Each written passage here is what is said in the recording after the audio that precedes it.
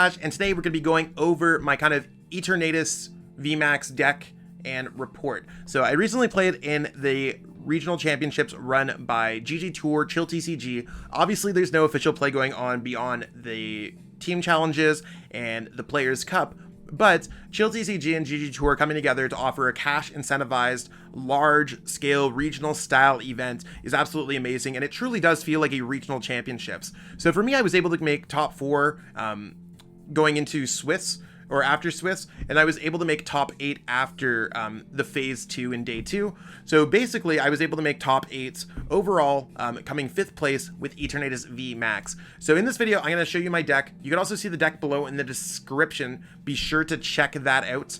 You could also go down there. There's also my sponsor. Check out PTCGO If you're missing any of the cards for that deck, plug in code SWSHEnergy to save 5% on your next order of codes. Totally worth it, especially with Shining Fates coming out at the time of this video. And I mean, it's one of those things where I hit some decent matchups. My only losses were like to Colossal, I lost to Desigoons, and I eventually lost to Daniel Altavilla in the top 8 of the event. He was playing Pikarom, got a bunch of Crushing Hammers off on me, so it kind of hurts, but it is what it is.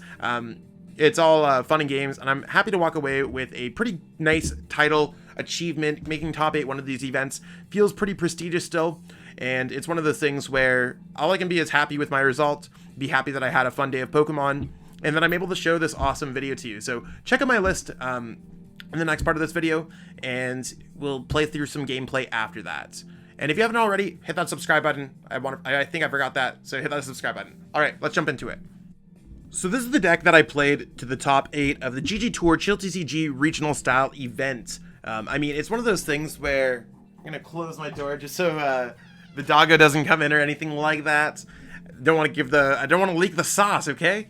Eternatus VMAX, I've been playing it for a minute. I've covered it a few times on the channel, so I'd want to keep this a little bit brief. It's one of those things where Eternatus VMAX has been, it's a popular deck right now. And if you haven't, like, I have a bunch of Eternatus VMAX videos on my channel that go way more in depth than this ever could, or what the goal of this ever could. So I'll explain this variant, and I'll explain the quick strategy just in case you want to get a little bit of the gist of it if you're tuning in for the first time, because I don't want to leave anyone out. Eternatus VMAX works off of the Eternal Zone ability. So you can have, instead of 5 Pokemon in play, you could have 8 Pokemon on your bench. So, sorry, instead of 5 Pokemon on your bench, you could have 8 Pokemon on your bench. Dread End doing 30 times the amount of each Pokemon that you have in play. They all have to be Dark type, hence why every single Pokemon in this deck is Dark.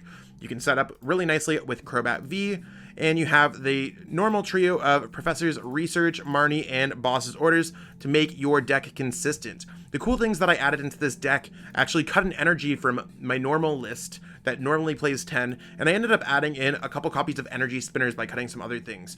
This allows me to have more ways to thin my hand down to play Crobat down. It also allows me, when I go second, which this deck always wants to go second, to be able to use Power Accelerator, and if I have an Energy Spinner, I already have all my energies because I can grab 2 of them, making it go really well for me. I cut down on the Zigzagoon line. I think 2 is the correct call right now. You don't really need too much. Big Charms are down in ADP, Big Charms are down in Pikarom, and you can basically attack with Power Accelerator to nullify any kind of copy of Big Charm. I also cut down to 1 Spiritomb. I decided I will take a loss to Luke Metal. I'm completely cool with that. I did up the Yveltal count, so I've been using dinodata.app. It's a website. Totally check it out. It's kind of blowing my mind on how good it is. It really allowed me to kind of see exactly what the counts are in every single deck, what they're doing against most of the meta, and really make some educated guesses, good calls about what's going to be going on. So for me, I looked up Yveltal. I always liked Yveltal in the deck because it has free retreat, has derail, so you could remove special energies from your opponent's Pokemon, single prize card attacker, but more or less, free retreat allows you to retreat into a Power Accelerator Eternatus V, and then be able to use Power Accelerator to set up multiple Pokemon, kind of bypassing your opponent's Crushing Hammers, Team Yellgrunts. So, Yveltal correlates with the win rate of this deck. I found that out on dinodata.app, and I was like, oh, that makes a lot of sense. Let's go in with it. Let's just go with a turn 2 focused build of Eternatus VMAX. brought that all the way to a top 8 of a regional championships, coming 5th place overall. Absolutely awesome. I did play 3 copies of Crushing Hammer and 1 copy of Dangerous Drill. So Crushing Hammer is really only for the Eternatus matchup. ADP is already favorable with or without Crushing Hammers. Obviously, it's more favorable, and there's some matchups that are slightly more favorable due to Crushing Hammers. But basically, if you go to Eternatus mirror match and you don't pack Crushing Hammers, and your opponent does, like, for lack of a better term, it's like bringing a knife to a gunfight, and you're just going to lose. So if you don't bring Crushing Hammers to a Crushing Hammers fight, you are going to lose. And that's the best way to really look at it.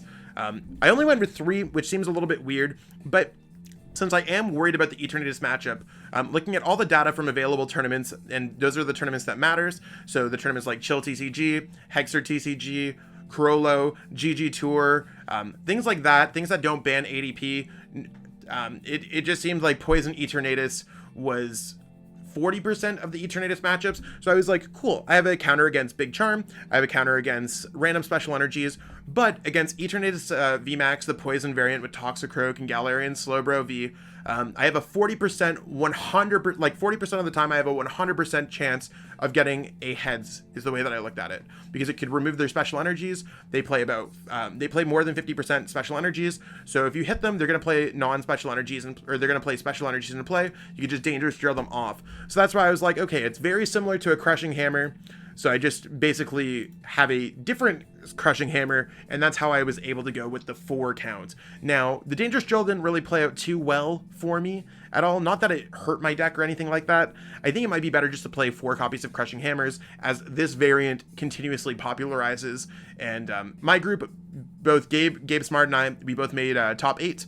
With very similar lists. I think we settled on like 59 out of 60 or 58 out of 60, just making a few changes here and there. I think he played 3 Yveltal, 2 Spiritombs, etc., etc. It doesn't matter. I think with both of us seeing the most success with Eternatus in the events, this is clearly just the best way to play Eternatus right now.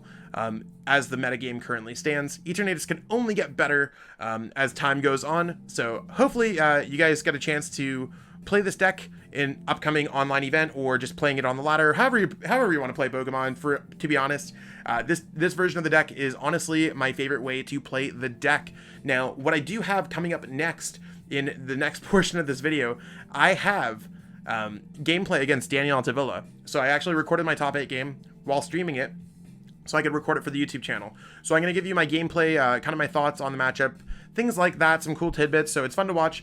Yeah, I did eventually lose, 100% I am going to lose this game, but it is pretty close, so you can see exactly how the matchup plays out, and see what my decision process was in the top 8, and how I played in the top 8, so. Anyways, let's jump into that, see exactly what's going on, and hopefully y'all enjoy it. So the recording here is the game that I played against my good friend Daniel Altavilla. We actually met in the top 8 of this regional championships. It's not the first time that we've met in a high-level profile event like this. I've played Danny in the finals of an international in the top 8 of an international championships in Brazil. I played Danny in the finals of the Collinsville Regional Championships, and you can see why we're always friendly with each other, always good luck, hearts, smile faces, things like that. The matchup is Eternatus versus Pikarom. So I mean, it's definitely one of those matchups that I'm not upset about. So I felt like Eternatus was the correct call for this event the whole way through the event, until the top tables start to shape up, and it looked like there was going to be a lot of Desigoons. Stefan Ivanov, after a judge call, snuck in there with Luke Metal. Fully correct judge call, by the way. Not to say that Stefan didn't deserve anything like that. He totally deserves to be in top cut. But we weren't expecting, Gabriel Smart and I were not expecting Luke Metal to make it in, especially after that tie. But kind of like shaping up the top cut to have all those poor matchups, Gabe hitting Desigoons. I was actually quite happy to hit Pikarom, even though that Danny does play 4 copies of Crushing Hammer, 2 copies of Yelgrunt, and an Eldegoss. So here I'm just like, cool, Danny's going to start hammering me. There's 1 hammer. So I was always trying to keep track of the hammers that Danny was playing. And my whole goal in this matchup is to try to build up a board of enough energies on my Eternatus V VMAX and get set up. So you can see Danny, 2 hammers and a Yelgrunt down. And I'm like, okay, absolute yikes. How can I get this set up? I have my Dark Energy. I'm going to go Power Accelerator. Or at least attempt to go Power Accelerator. I'm just trying to double check exactly what I want to do here, because it is a tough decision to make some of these decisions. But This matchup's pretty easy going. I'm going to be basically trying to knock out Pokemon. Once I have enough energy in play that I can kind of coast past a Yell Grunt Crushing Hammer combo, and kind of diversify my energies off of 2 Pokemon, that's when I'm in a really good spot. Spiritomb's another really good card to play down in this matchup. Your opponent's never going to boss up a Spiritomb, so Spiritomb, even if you are out of energies, can knock out a Dedenne GX on your opponent's bench. So here, I'm just like debating on what I want to do. Do I want to go ahead and send it forward with the Power Accelerator?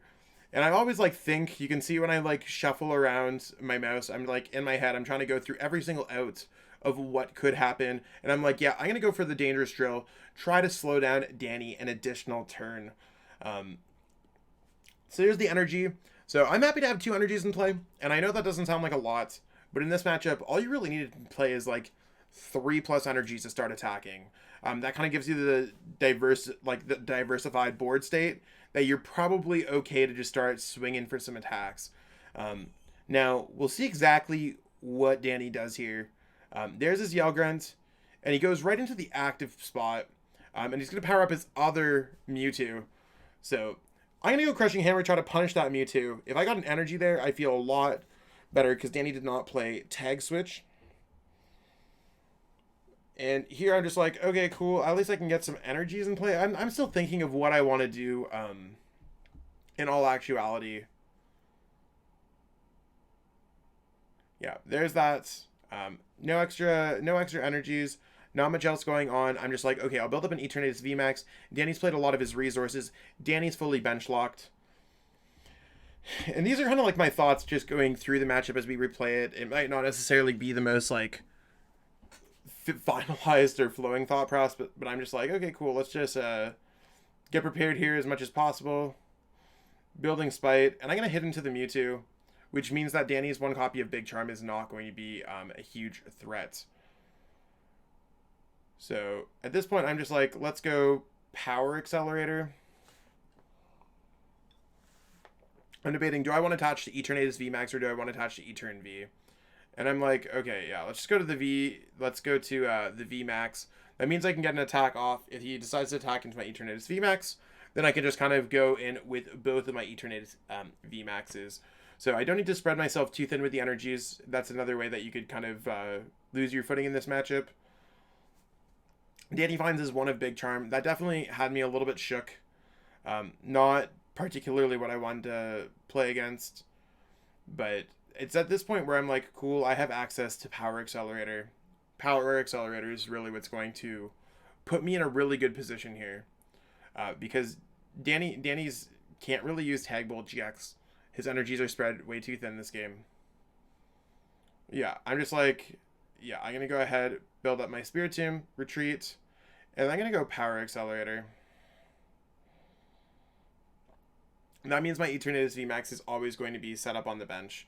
And with Danny having 4 prize cards, he's not winning the game next turn. I win the game in 2 turns. Danny wins the game in 3 turns, basically. So I should just win this game quite convincingly. And that's, to me, that's really the true strength of Eternatus. I just kind of checkmated Danny. I was able to find enough of my energies. So he's going to go ahead, bring this up. And I already have the Switch in my hands. He's not going to play a reset stamp on my hands because I only have 5 cards. So his whole plan is to either go full blitz, which means that his active Pokemon's going to get knocked out as long as I have a basic Pokemon, or go Tag Bolt GX and try to steal a prize card here. So he's going to lose the 2 energies there. There's the 160, and I'm like, cool. There's a switch automatically. Danny's probably like, okay, Zach got the switch. Let's, we're probably going to be going on to game 2 now. At this point, I should have done Great Ball first to try to thin it a little bit more. That would have definitely been a little bit of a better play. I wasn't particularly sure of what I had left in my deck at that point. I didn't do a full prize check this game as far as I'm concerned. So that was one of the mistakes that I made. And it's usually better for me to attack with fresh E-turn. I might as well just go through, see exactly what I have left in my deck. Zigzagoon seems fine there. And I'm just going to go research. The reason why I'm going research is to give myself a better chance of being reset stamp proof, a lot of the cards in my hand did not particularly matter in that matchup. And Crushing Hammers is not, it's apparently not my friend this game. So that's cool. I'm debating on which one I want to attack with, but I'm just going to go with that one. It gives me more opportunities to kind of like tank more hits in the game. So there's a Crushing Hammer Tails. At this point, I know that my energies are protected. I have my switches. I have my Lysanders. Well, Bosss Orders. It's so hard to not call it a Lysander, especially when Lysander's on the card and it's Bosss Orders Lysander. Gotta love Shining Fates, right? So Danny's just getting set up here to be able to get off an attack. There's the Eldegoss. There's the Research. So now I know my energies are completely fine. Danny, I think, has one more Crushing Hammer, if I'm correct. But other than that, I should be fine. I'm just double checking to see exactly what could basically happen. He's going Tingly Return to paralyze me. And I'm just like, cool, I got the switch. Let's go ahead, switch, and go Pikarom. And I'm just typing it out, and then at this point, I'm just like, okay, I'll just message Danny in Limitless Chat. He's probably already there typing. Let's just go on to game 2. So with a game 1 under my belts, I'm like, cool, I know even if I lose this game, which I will not get a chance to go second, because Danny's always going to go second. That's the reason why I just didn't necessarily matter why I asked him first or second. I know that Danny knows this matchup. We literally worked on Pikarom together for the Players' Cup 2. Definitely a huge integral part of my testing group for that event. So definitely know that he knows how to play this matchup. I know how to play against Pikarom. So it's really easy to decide who's going first or second. So I'm just like, okay, let's find an energy on my Pokemon turn 1. This is one way that you could steal the Pikarom matchup. And it's not necessarily the best way to play Pikarom. Like, I'm forced here to go first. But if I just go Dark Energy onto my Eternatus V, next turn I can get a VMAX, absolutely wipe out that Raichu, Alolan Raichu. And that's really huge, particularly in this matchup. If I could just get a roll going, and they don't have access to the Yell Horn or the Yell Grunt, they don't have access to Crushing Hammers, maybe they just don't find them, maybe they're prized, whatever, I can just go for knockout, and steal the game in the next, like, 2 turns. But there's Danny with the Crushing Hammer, and I'm, like, heartbroken already. But that's okay. I got another Dark Energy. And Danny's just going to bring up my Crobat V to try to prevent my Power Accelerator, because he knows exactly what's going on. Here I'm like, awesome. I've drawn into a bunch of Professors Research. I'm forced to use Marnie here, so I have supporters throughout the entire game. And here is really where I'm like, I don't know entirely what I'm trying to do. I'm just trying to thin my hand out to try to get Crobat, try to get a switch, so I could use Power Accelerator to try to get more energies in play. So let's evolve into an Eternatus VMAX. No copy of Switch, but I did get a bunch of energies. That part's going to be quite hot. And yeah, I mean, there's really not much else. My hand's a little bit on the weaker side, but I'm quite content with what I have going on, because all I really need for the next few turns is energies. Now, the issue is I'm going to put all those energies to the bottom of the deck, but I did find energy recycler. This hand's a little bit dead, but it's fine. I just wish I had more energies in play. So the energy spinner attached there, awesome. I'm like, okay, cool. There's no point in me not going switch into a Eternatus V. So did not find another energy. That part's gonna be really tough, because Danny's just a yell grunt away from just picking off my energy. This is really where I found that the game's gonna be going downhill quite quickly. And I'm like, what do I do? What do I do? Reasonably, I might as well just attack here. And this is really where, like, you can see me missing the energy is just absolutely ridiculous. I was debating on bringing up the Raichu, Alolan Raichu, but Danny getting the switch there is just huge for him. And at this point, even if I get an energy, I'm in an unfortunate situation. Yeah, I'll get a knockout on a Mewtwo Mew, but that's fine. So there's a Dark Energy. I'm going to get a knockout on the Mewtwo Mew. I mean, I guess I can knock out the Pikarom maybe. I'm just going to try to prevent it with the Crushing Hammer. The Crushing Hammer there could have been absolutely amazing. That could have been huge for me, but it just didn't really pan out how I wanted it. The Crushing Hammer tails on my side have been... I got a lot of tails in this series. So, like, I don't want to be like I got unlucky in the top 8s, but missing the power accelerators, missing the Crushing Hammers, things like that are just really difficult to deal with when it comes to this matchup.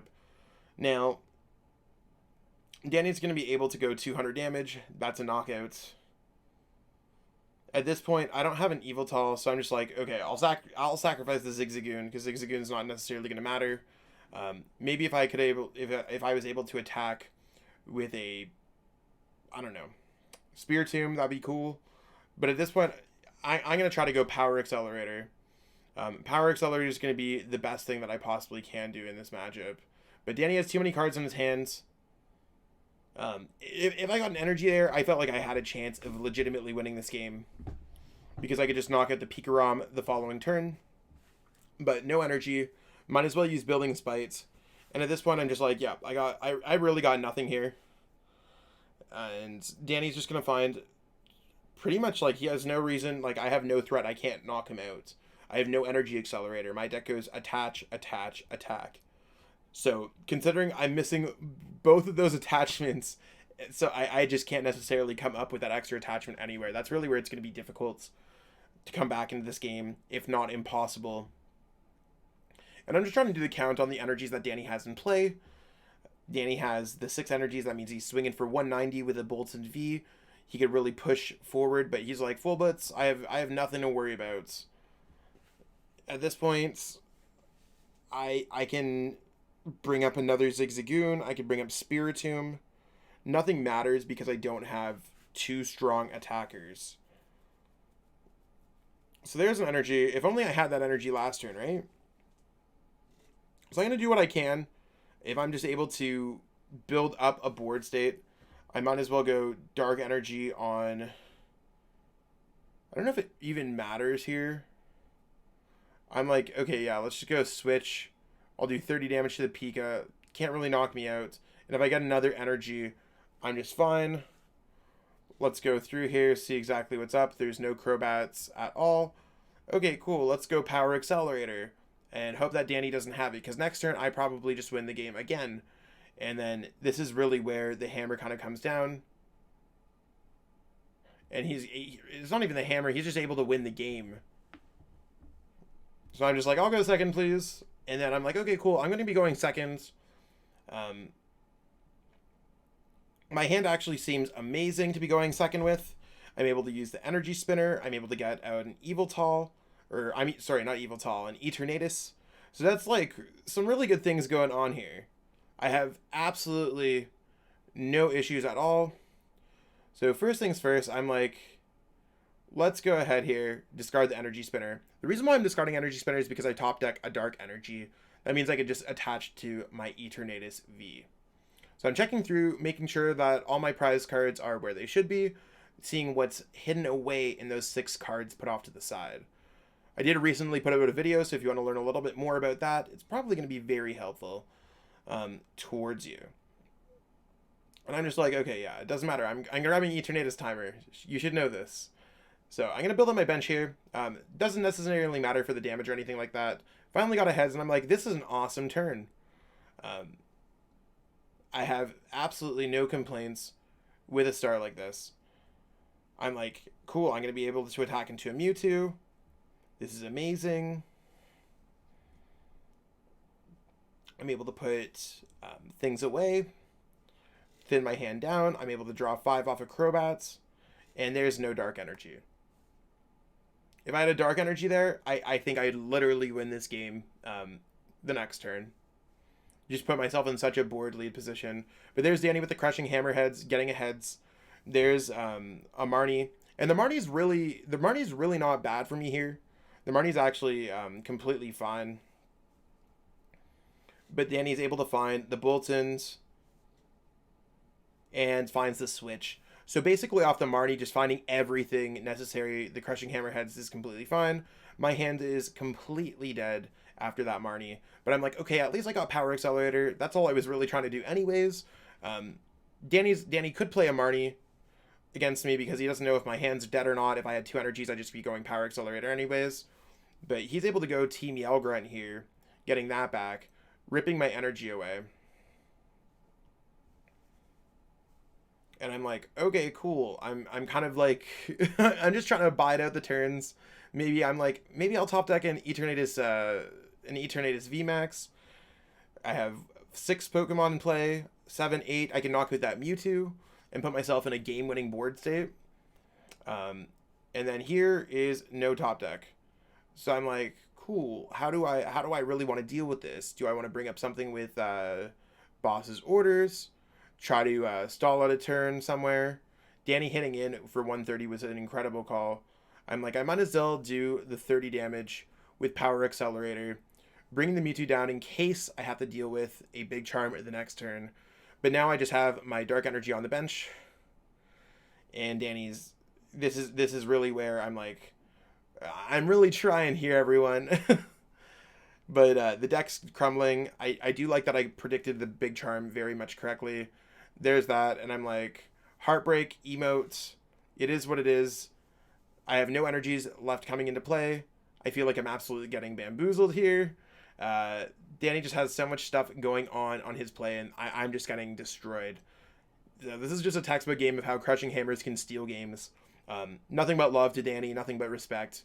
But I'm just absolutely destroyed. Not even like upset or anything, because I'm so happy. I walked away with some cash. I walked away with some other stuff. I have access to a Dark Energy. I'm like, okay, cool. Let's just try to build up this E-turn, sack up a single prize card Pokemon. This is really my opportunity. And Danny's like, cool, I'm going to knock you out. You have no out. And I'm like, yeah, that game's over. And that's a wrap. So I know that this is after the release of Shining Fates. The only thing that I would change, like I said, I think in the deck part of the video, is that I would cut the Dangerous Drill from the deck for a Crushing Hammer. And that's really only to correlate with the Eternatus deck as it popularizes. As Shining Fates continuously is played in this format, I think it's one of those things where Shining Fates adds the Rusted Sword. It adds a few things to the format that basically make Zacian V decks better, which makes Eternatus decks better because it counters a lot of the other things. So Luke Metal falls down, even though it's a Zacian V deck, it's one of those things where it falls down, Pikarom falls down, a lot of decks fall down, and then E-Turn just kind of coasts to the top as Turbo Zacian gets added into the format, things like that. So we'll see exactly how it goes. I'm probably going to cover a bunch more stuff on the channel this week. Expect videos featuring Cramorant VMAX. I'm going to try to get some hands on my, get my hands on some amazing rares. So it's one of those things, still trying to collect some of this set. It's a little bit pricey on the PTCGO application right now, trying to trade for some things. People are asking for a lot, but I'm going to do my best to get some cool cards, some new shiny cards for my collection, and we'll see exactly what we can get for those videos coming up this week. Anyways, hopefully you enjoyed the video. Thank you so much for watching, and have yourself a great one. Peace out. So much for watching and supporting the channel. If you haven't already, it'd mean the world to me if you could subscribe to help support me as a content creator. Thanks again, and have yourself a great one.